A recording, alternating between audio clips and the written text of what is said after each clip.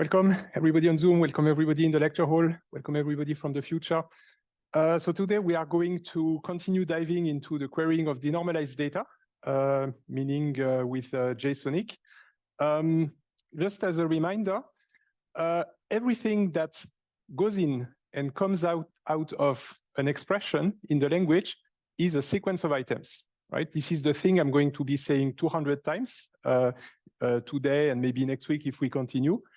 And the idea is that a sequence of items can be seen as a generalization of relational tables, because a relational table is just this sweet spot right here, where you have objects that all have exactly the same keys. Every key is a column in the relational table, and it's flat, so you don't have any nested structures. So you have the only atomic values in there, right? So this is a special case where you can canonically identify a sequence of items with a relational table. However, you can do more than that. You can have sequences of integers, strings, and so on. You can have sequences of arrays. You can even have sequences of absolutely everything completely mixed, right? So this is the idea. And everything, again, that comes out of an expression is a sequence of items, always.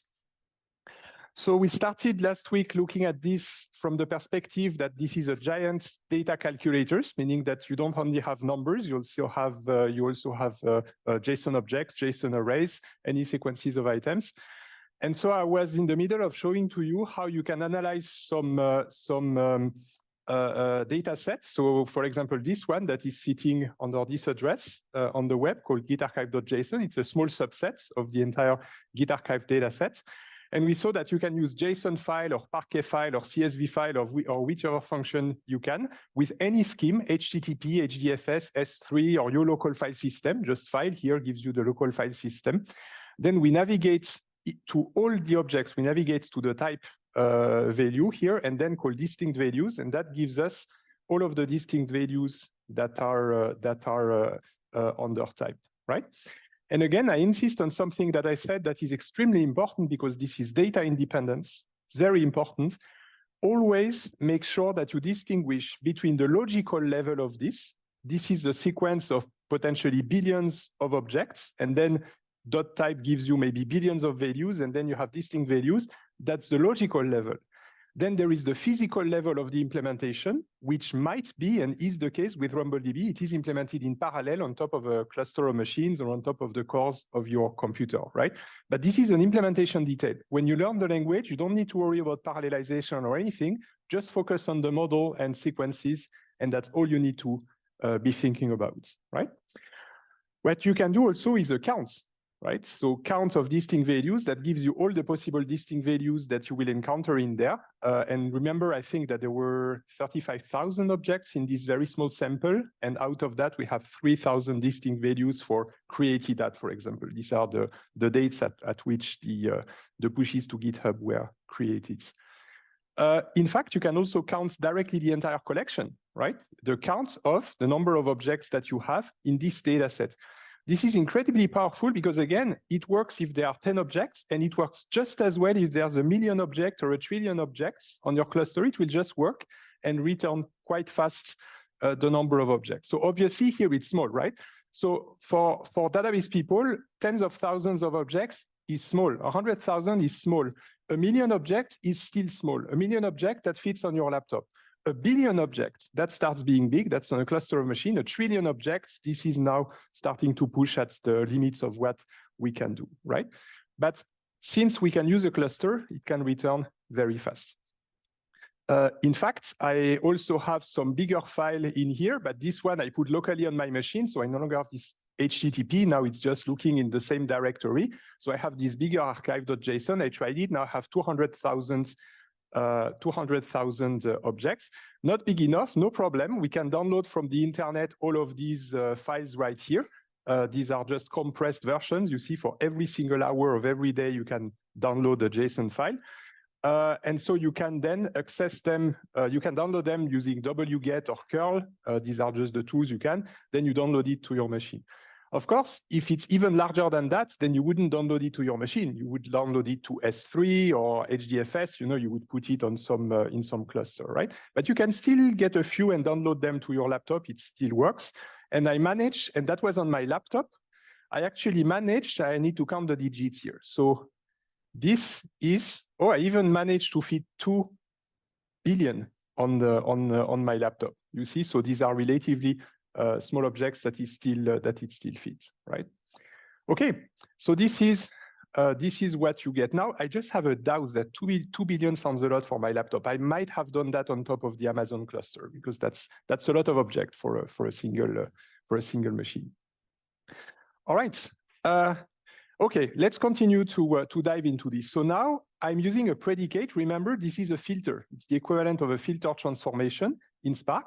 So now I'm filtering the objects from this big file here, and I'm asking for those that have the type push events, right? And push events I actually took from where I asked for the values right here. It's somewhere here, right here, right? Just picked a value, and now I'm filtering by push events. So $, again, it's called the context item. It refers to the current item that you're testing to see if you keep it or you don't keep it. If this returns true, then you keep it. If it doesn't return true, then you don't keep it. EQ is, for all practical purposes right here, is the same as equal, right? But you might have seen it in MongoDB as well. All right, and then that returns just objects. This is the beginning of it. There's more below, of course. It doesn't fit on my slide. Okay, so far, what I have shown you is that if you take some data set from the internet that you can download to your machine or download to some cloud storage, you can explore it without knowing the schema, right? And that happens. You have data sets like that you know nothing about. Then you can very easily figure out what are the keys, what are the possible values, and start building an intuition over it. Then the natural next step is if you find it to be structured, you can try to build a schema and validate it against a schema. I will show you how you can do that with RumbleDB. Or if it's not clean, then you can clean it up, right? And you can use JSONic also as a cleanup language where you clean your data and maybe later you feed it into some machine learning. But this is the sort of things you can do with a language like JSONic that you cannot do with SQL because SQL assumes that there is some existing schema, right? So schema exploration, schema discovery is one of the new features you get with that kind of language. All right, now I'm going to continue our exploration of the language. Again, it's a Lego game. So what I'm showing to you is the building blocks, the pieces that you can assemble one by one. And then when you build a query in real life, you're going to assemble these Legos together in order to get more complex queries. So what can we construct? Let's start with the easy part of it. First, the simplest I can tell you is you can copy paste any JSON value, and that's a JSONic query. Any JSON. For example, this string is a JSON string. Well, it's also a JSONic query, just returns itself. So you can put any strings like that in the program. You can also use these escape sequences with the backslashes. That shouldn't surprise you. It's just the JSON way of escaping. There's nothing new here, but it works also in JSONic. Then you can have these numbers. Again, same syntax as JSON. Right? So you can put numbers as a sequence of digits with dots in the scientific notation with these powers of 10 with E. So it works just like that. And one of the nice things here is that there is not even a limit on the precision. Right? Some systems might say, okay, it's a double or float, so you have a limit to 15 digits. There are mathematical libraries that allow you to have more. But in a language like JSONic, you have no limit. You can put all of these digits. It will be parsed as a decimal, and it will not even lose any precision, right? So it can be as large as you want, right? So this works. You can just put them anywhere like this inside a JSONic query. True, false, just like that. Also, the same literals as you have in a JSON object, in a JSON data set, you can also have in JSONic, true and false. Now, what about the other types? Because in JSON, there's only Boolean, string, number, and null.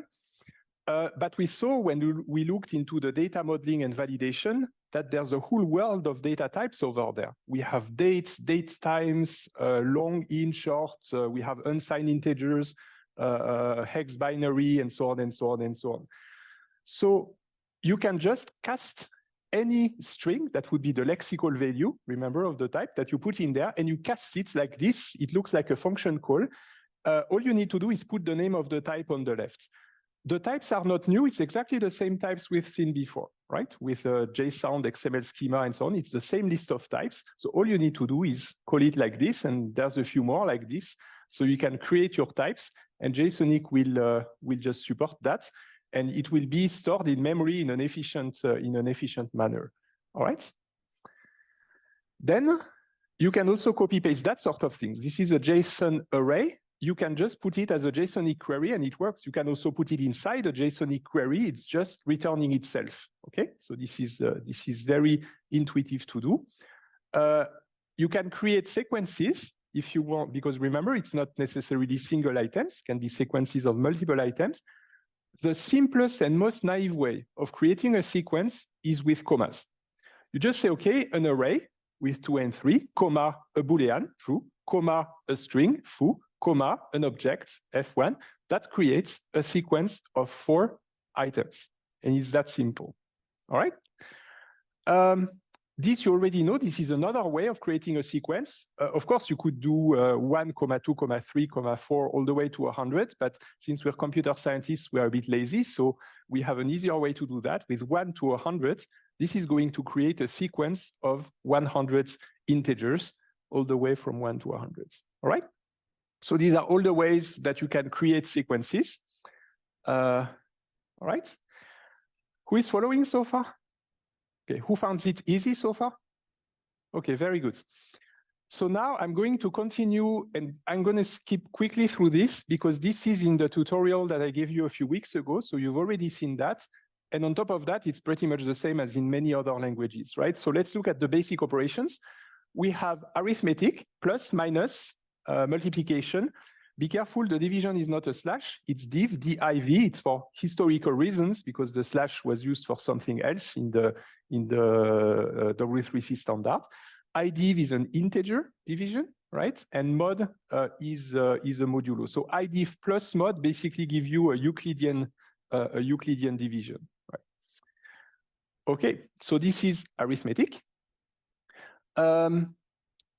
Just one thing that might be new here that you don't have in other languages, because a sequence can be empty, right? And that doesn't exist in other languages. You might have null, right? But null is not the same thing as the empty sequence.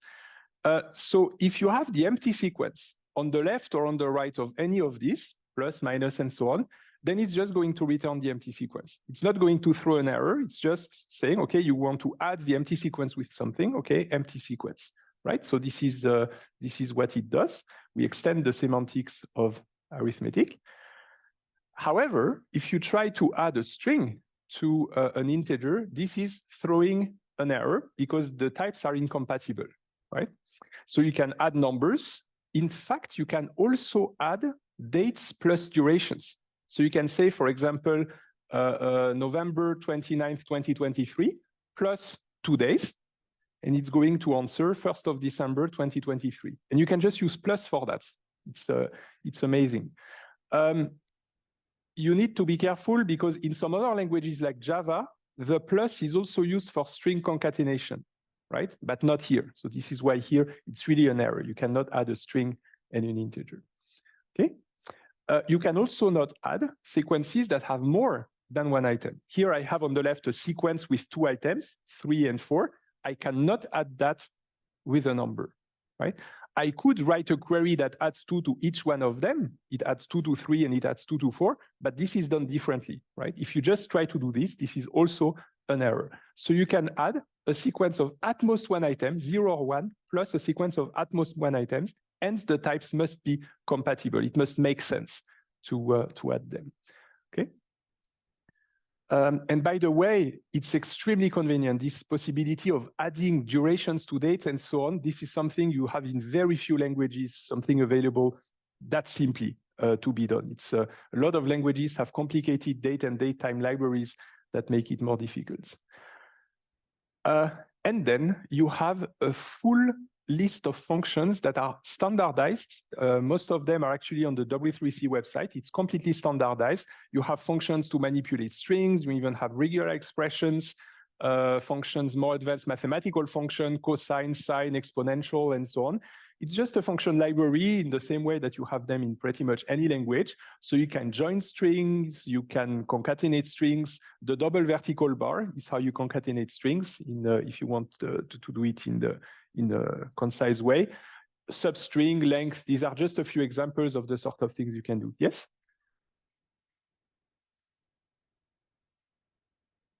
This one? This one? 3, 4, and 2, where was it? Yeah. That would also be an error. Yeah, you can only add at most one item. You can add one item plus one item. And if you have the empty sequence, it's the empty sequence. Anything more than one item, it's an error. If you would like to add more than one item, you would need an iteration. You would need some what is called a for clause, and that I will show you later. But this is at most one item, and that's it. Okay? Awesome. All right, and feel free to continue to ask any questions and interrupt me, right? Okay, these are just a few of the very long list. There's a lot of functions like that, probably 100, maybe even 200, and RumbleDB implements most of them already, so they are here.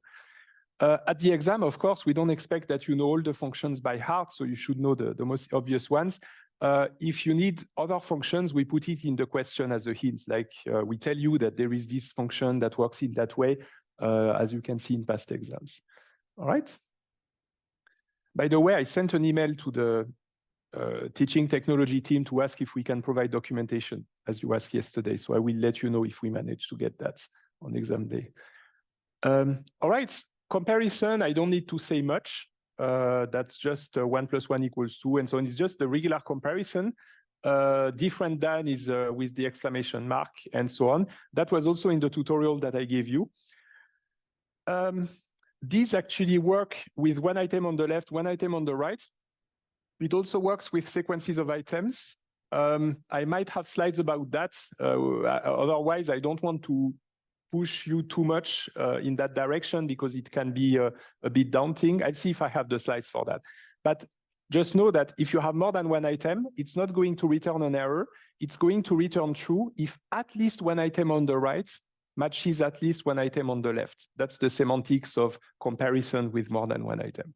But most of the time, people use them with just one item and one item. All right. Obviously, if you try to compare strings with integers, it's like apples and oranges, so you get an error. You cannot compare a string with an integer. Oh, I did have slides about comparisons with more than one item. Perfect. So I can explain to you. If you try to use on more than one item, it's going to be, technically, it's an existential quantification, right? So here it returns true because there is a match with the 1 and the 1, so that's enough to return true. Here, it also returns true because look, we are trying to find an item on the left strictly smaller than an item on the right. And again, all you need is find 1 and find 1, right? So it suffices to find this one and this one. 1 is smaller than 3, that's enough to return true, right? Again, it's existential quantification. This is false because you will never be able to find any item here that would be greater than or equal to any item here. That doesn't work, and thus it returns false. For whom is that clear? Right. It's actually a very convenient shortcut, this ability to have the implicit existential quantification like this. This is an error because you get here, you're trying to compare a string with an integer and so on, so you will get an error.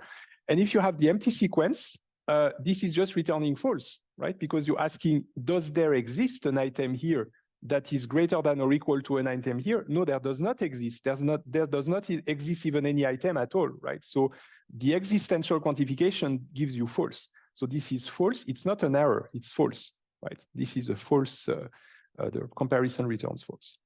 All right. Now, why do we have that? Why did the standardization committee bother to actually extend comparisons in that way? It's because of this. Imagine you have a data set with a whole list of countries, right? Around 200 here. .name would give you the list of strings corresponding to the countries.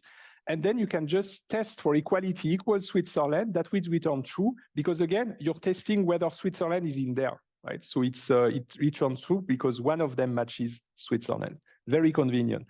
That would be the equivalent in SQL to the in keyword, right? The in the where clause allow you to test if it's in there. So this is extremely convenient to be able to do comparisons like that directly on sequences. Okay. Next, we have logic.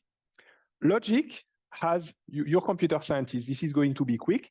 And or not, and you just use and or not. There is no fancy double ampersand or vertical bars like you have in some languages. It's really just and or and not like this, and you can combine them, of course, with comparisons, arithmetic, and so on. All right. You even have, even though I'm not showing that to you, as part of logic, you even have universal quantification and existential quantification. You have a query that reads like every $I in blah, blah, blah satisfies blah, blah, blah. That's basically a for all quantification. And you have the some $I in blah, blah, blah satisfies blah, blah, blah, and that would be the existential quantification. That also exists, right? It's advanced already, but you can also do that sort of thing in the language. It's an obvious thing to do because, again, since the language manipulates sequences, it's very tempting to have a construct for the for all and the exists quantification. All right, so that was it, arithmetic, logic, comparison, and so on. You already had that in the tutorial. You can play, right, with the Jupyter Notebook and try them out. But again, it's a Lego game, so you can just compose that. You can put any expression in any other expression. It's just like you can put a multiplication inside an addition and so on. Of course, when I say any expression in any expression, when I say you can do it, I'm saying it's going to parse, right? But of course, it might return an error, because if you put an expression in a way that doesn't make any sense, then obviously you're going to get an error. But generally, you can try, right? So here's an example of the sort of things we can do. I just assemble stuff like a Lego game, and it's going to be evaluated like that. So 2 + 2 gives us 4. Then the object in an array, again in an object, .b resolves to this. Then we have this square brackets that pops the array open like this. Then A4.A navigates to just 4, and 1 + 4 is 5, and 5 to 50 is this, so it returns this, right? And again, that was the expression. You can really just nest them in any way you want. This one turned out to actually make sense, right? Gives you this. All right. Now, I think I told you yesterday, just like in mathematics, you know that multiplication has precedence over addition, and there are rules like this. It's also the case in this Lego game. Some expressions will take precedence over other expressions. Now I'm going to be honest with you, I don't know the list of precedence by heart. I roughly have an intuition sometimes. I know, okay, this expression has priority over this other expression. I don't know them by heart. And so what I do is I just put parentheses. Whenever I have a doubt, I put parentheses in order to force the priority, and it just works. So just do the same. If you have a doubt, put parentheses, and you're going to be okay if you're not sure about the precedence. Okay? Just for reference, I put there the precedence order. Comma is the lowest ever, so it's going to really be the last one to be evaluated. And arithmetic has higher precedence than range and so on. But again, I don't even know that by heart, so I'm not even expecting you to know that. Just use parentheses if you don't know, and then you are going to be safe. All right. And the consequence of the Lego game is that I told you you can copy-paste JSON objects and arrays into queries. But you can do even better than that. You can build dynamically JSON objects. So you can basically write a JSON object like this with hatch and values, but instead of the values, you just have code. It's not an actual value that you associate with hatch, right? String length foobar is actual code. And this is going to be evaluated by the engine and put inside the object. So this is evaluated to 6. And this, again, is an array, but the content is built dynamically as a JSON query that's no longer JSON here. And we iterate over $I from 1 to 10. We convert it to a long. So this is creating these 64-bit integers. And I have now the array from 1 to 10. Now, this is JSON, right? I created JSON. But the query here is some sort of super JSON, right? Where you can also have dynamic parts in there. For whom does that make sense? All right. Okay. Now, let me give you some more components of the Lego game. Again, since you're computer scientists, the following is not going to surprise you very much. You have if then else, right? So you can say if something with a comparison, for example, or logic evaluates to true, then you return what's after the then, else you return what's after the else, all right? However, if you need to map it to a construct in an imperative language like Java or C++, it's not an imperative if then else, because we're not giving instructions here.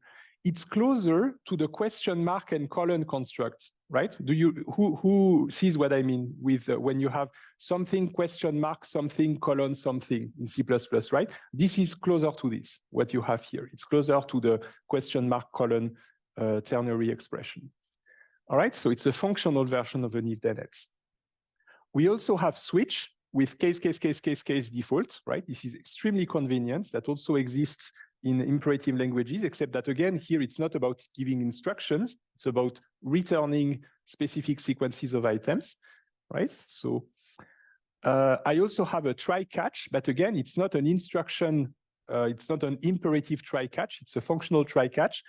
It's just that if whatever you're trying to evaluate in the try part throws an error, for example, you divide by 0 or something unexpected happens, then instead of throwing an error at you, it's going to instead evaluate the expression inside the catch, right? So catch star is just the most generic one. You also can specify a specific error code that you want to catch, but this is the idea, right? So you have also this try catch, very convenient to catch issues at runtime. Of course, try catch is only going to catch dynamic errors, right? If there are errors that are detected by the compiler, then obviously that's not going to be caught. You're going to get the error while trying to compile the query, right? So this is only about what happens at runtime. Now, a few more examples. So imagine I have this big Git archive file, again, that I downloaded. .payload.commit gives me that. Turns out to be a sequence of arrays, more precisely a sequence of arrays of objects. And look, they all look alike. The objects all have this author key, and in the author, there's an email and so on. What kind of, oh, is there a question? Oh, in Zoom, okay, go ahead. Isn't this potentially hiding some exceptions, the catch star? Is it potentially hiding? So it is indeed catching them, right? So it's going to prevent that the error is thrown, and instead it's going to return what's evaluated, right? It's not exceptions, it's errors, right? The terminology in this language. Did that answer your question, or did I not understand the question?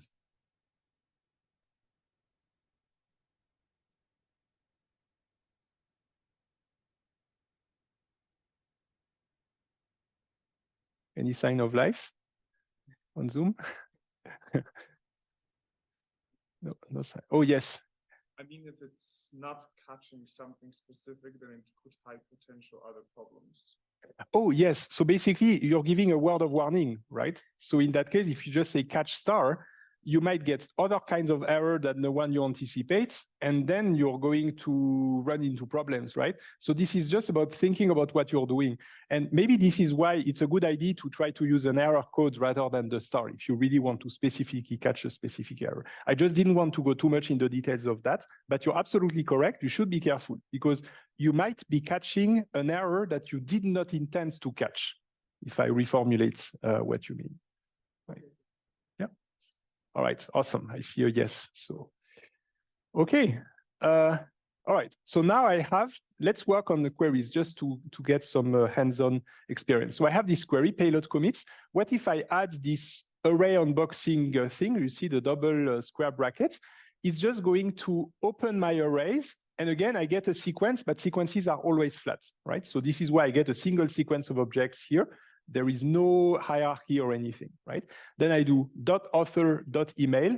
You see, I got all of these strings and so on, right? So this is the sort of things I can do on billions of items. Just works like this. I can also ask for the size of an array. For example, what this query does is it filters these objects that have in the array at payload commits, right? Again, payload commit is going to be arrays. And I want to filter only those events for which the array has a size that is greater than or equal to 5, right? And then I count them. I put it in counts. So then I get 5,643. So this is just an example of the sort of things that you can do. The size function tells you how big an array is. Okay? What else can we do? For example, I can try to look at the first committer, right? So in my commits array, the double square bracket 1 fetches the first position. So that's going to be the first one. Then I get the author and the email of the first one. Then I can eliminate duplicates with distinct values. So that gives me all the strings. Then I eliminate duplicate and I count the number of distinct values and I get this. Who understands this query? Okay. All right, so you see, it's just the Lego game. I'm just putting a query in a query in a query, an expression in an expression in an expression. It's just like the Inception movie, right? Okay, this is something I've shown you in the tutorial already. You shouldn't be surprised. It's a cascade of let clauses. A let clause is just a way of simplifying your query because obviously this is a bit complex, right? Because not all of you raised their hands when I asked you if you understand this query. So if you want to clean things up for a human that they can actually read it more easily, just use a cascade of lets, right? So here I pushed it a bit far, maybe by having a lot of lets, but I'm just doing it step by step. I take some path, then I fetch the sequence of objects to a variable, then I navigate to the actors, I navigate to the logins, I take the distinct values, and I return the count. So here I'm just expressing a query in a way that is slightly different. And again, I insist on an answer that I gave yesterday when somebody asks, what about if the JSON file at the path returns 1 trillion items? Can I really put that in $events? The answer is yes, absolutely you can. And it is going to be able to optimize. RumbleDB will figure it out, right? It's smart enough to see these things. So, right, it's wonderful to have a language where you can bind variables to sequences of 1 trillion items, right? That's what's nice in big data, sort of things you can do. Now, in addition to the let clause, you also have the for clause, and the for clause allows you to iterate, right? The let clause binds the variable to the whole entire sequence of items, but the for clause instead binds the variable $events to each item one by one in turn. So now we iterate over the events. For every event, we compute the number of commits. And then for every event, we return the event ID and the number of commits, right? And then I get, again, a sequence of objects out of this, right? Which brings us to flower expressions, because this is actually called a flower expression. Flower is because for, let, where, order by, return.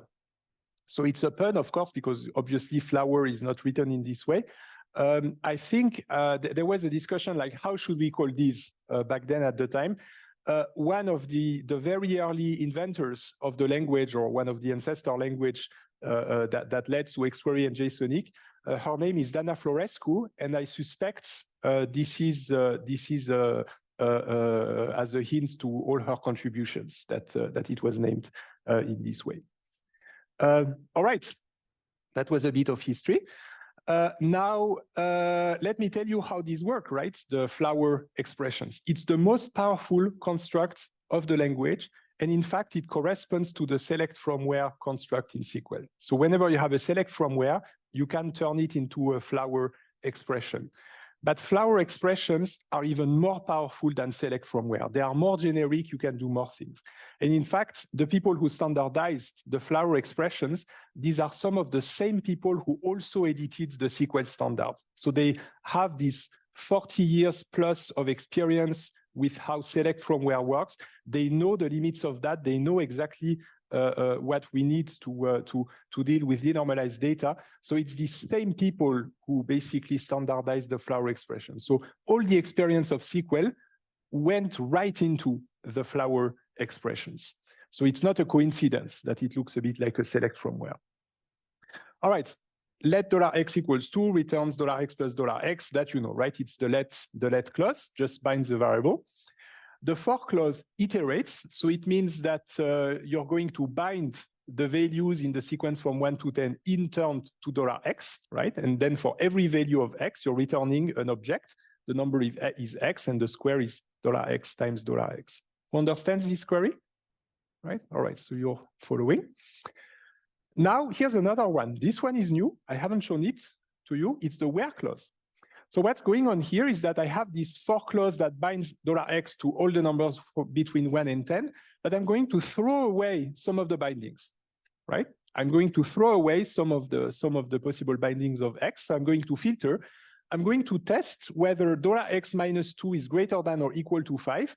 If it's true, I keep it. If it's false, I don't keep it. I just throw away that binding. So if you think about it, $x minus 2 greater than 5 means $x strictly greater than 7, right? So all that remains is 8, 9, and 10, right? These are the only survivors of the where clause. And so then I compute for each one of these 8, 9, 10 the square, x times x, and I get, as a result, a sequence of 3 items, 3 integers, 64, 81, 100. Who agrees? Right, wonderful. Now you see select from where. Select would correspond to return, from would correspond to for, and where would correspond to where. The order is not the same, so the select would push down to the end, right, as a return. It's actually a more natural thing to do than putting the select first. But apart from that, it's really just select from where kind of things. Well, you know that in SQL with select from where, we also have group by, order by, and so on. And guess what? We also have that in Flower expression. So you can also have here for $x in the data sets that you want to query, order by population, right? That's going to reorder the bindings of the variable x, descending, meaning that I start with the largest country, so India, China, United States, and so on. India became the world champion recently. And then we return the name of the countries. This is magic. This is you see the difference with an imperative language where I have a for clause that a for loop that iterates with instructions. But here I can use the for clause in conjunction with order by, group by. It's extremely powerful, the sort of things you can do, right? Oh, speaking about group by, here is a group by. So it works exactly in the same way as in SQL, right? So now I have this for group by return, right? So for every x in JSON file, so I bind my $x to every object. But what the group by is doing is going to create packets of bindings. So it's going to put together by continent. So it means that everything that's in North America is grouped together, everything that's in Asia is grouped together, everything that's in Europe is grouped together, everything that's in Africa is grouped together, and so on and so on. So now I have grouped my bindings. And what happens as a consequence is that first I'm going to have $continent, that is my group, right? That you see in the code, North America, South America, that was my continent. And $x now, since it's grouped, after the group by, $x contains the sequence of all the bindings that are in the same group. So if you look at it, the $x corresponding to continent North America is going to contain United States, Canada, and so on, right? Actually, don't know if there's anything in the and so on, but anyway, South America, Chile, Brazil, and so on, Europe, United Kingdom, Switzerland, and so on. So this is what the group by is doing. The group by can do exactly what SQL can do with a group by, but it's even more powerful because this ability to regroup using the same variable here and group together as a sequence all of the values that are in the same group, this SQL doesn't have, and JSONic has. So this is the reason why you can do something like that. And on top of that, I nested that inside an array, inside an object, again, the Inception movie, in order to get this right here. Who understands this query? All right, perfect. Now, actually, if you do simple Flower expressions, it's very intuitive, right? You can just kind of feel what it's going to do with a for, a let, a where, a group by, an order by. In fact, there is a huge difference with SQL. In SQL, when you have a select from where, it has to be in this order: select, from, where, group by, having, order by, limit, offset. Some might be optional, but it has to be in this order. In JSONic, you don't have any order. You can do anything you want.